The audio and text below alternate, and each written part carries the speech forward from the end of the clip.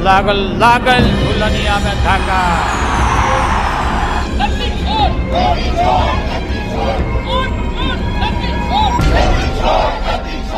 पूरे हिंदुस्तान में विधानसभा के चुनाव, लोकसभा के चुनाव चोरी किए जा रहे हैं।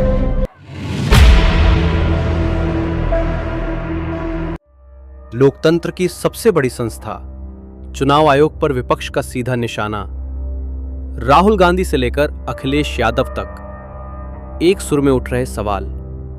लेकिन सवाल यह भी है कि क्या इस मोर्चे पर असदुद्दीन ओवैसी और चंद्रशेखर आजाद जैसे नेता चुप हैं, या विपक्ष की इस जंग में उनकी भूमिका कहीं पीछे छूट गई है। सलाम नमस्कार, आप देख रहे हैं न्यूज लिंक टॉक्स।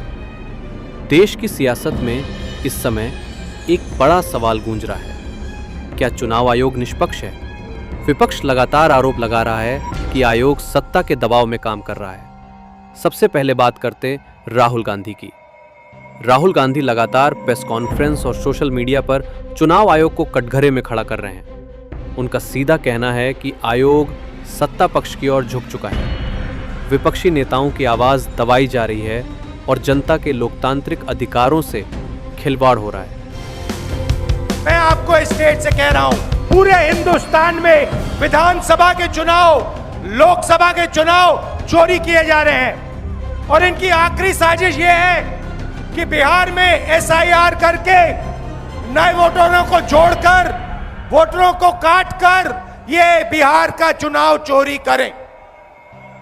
और मैं और हम सब स्टेट से आपको कहने आए हैं कि हम इन्हें ये चुनाव चोरी नहीं करने देंगे। अब रुख करते हैं अखिलेश यादव की ओर। सपा प्रमुख अखिलेश यादव भी पीछे नहीं है। वो आरोप लगाते हैं कि आयोग जनता की नहीं भाजपा की भाषा बोल रहा है। उनका कहना है कि जब जनता सवाल पूछती है तो आयोग खामोश नजर आता है। अखिलेश ने साफ कहा है, अगर आयोग निष्पक्ष नहीं रहेगा तो लोकतंत्र का भरोसा टूट जाएगा।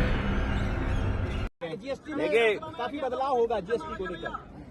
इनका बदलाव नोटबंदी में भी देखा हम लोगों ने, इनका बदलाव GST में भी देखा कि सबसे ज्यादा संशोधन हो गया है।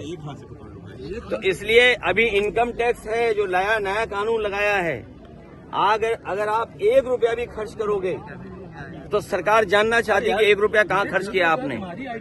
ये इनकम टैक्स आपकी आजादी को रोकने वाला है, आप पे पाबंदी लगाने वाला इनकम टैक्स है। और हमें खुशी है इस बात की कि सुप्रीम कोर्ट ने कम से कम लोकतंत्र को बचाने का काम किया। जो एक SIR हो रही थी और भारतीय जनता पार्टी को ये हुनर है कि वोट कैसे काटना है, वोट कैसे किसी का उड़ा देना है।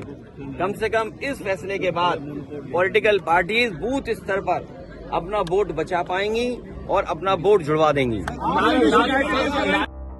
इसी कड़ी में अन्य विपक्षी दलों के नेता भी सुर मिलाते दिख रहे हैं। कांग्रेस हो या राजद, तृणमूल हो या वाम दल, सबका कहना है कि चुनाव आयोग अब सवालों के घेरे में है। लेकिन राहुल गांधी, तेजस्वी यादव सभी मिल करके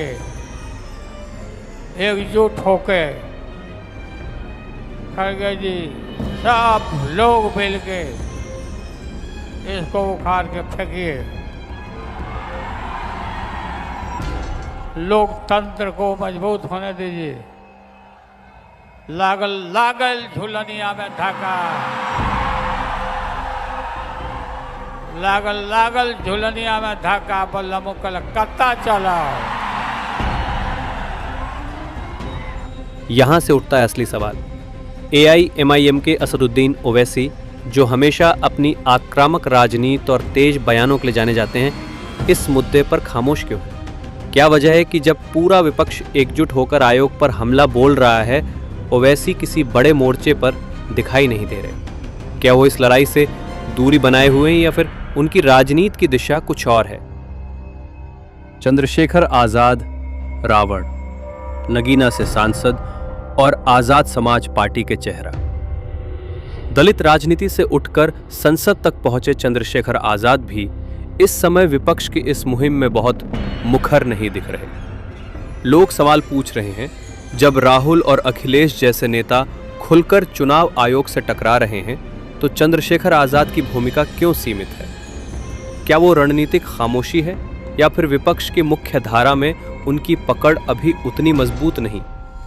तो साफ है दोस्तों, एक तरफ विपक्ष का बड़ा मोर्चा चुनाव आयोग के खिलाफ खड़ा है, राहुल गांधी और अखिलेश यादव जैसे नेता ताबड़तोड़ वार कर रहे हैं, लेकिन दूसरी तरफ ओवैसी और चंद्रशेखर जैसे नेता इस लड़ाई से दूर नजर आ रहे हैं। अब असली सवाल यह है, क्या विपक्ष एकजुट होकर चुनाव आयोग से टक्कर ले पाएगा या फिर कुछ नेताओं की खामोशी इस एकता की धार को कुंद कर देगी? जवाब आने वाले वक्त में मिलेगा, लेकिन फिलहाल ये बहस जरूर छिड़ चुकी है कि चुनाव आयोग पर उठ रहे सवालों की लड़ाई में विपक्ष पूरी तरह एकजुट है या भीतर ही भीतर बिखर रहा है।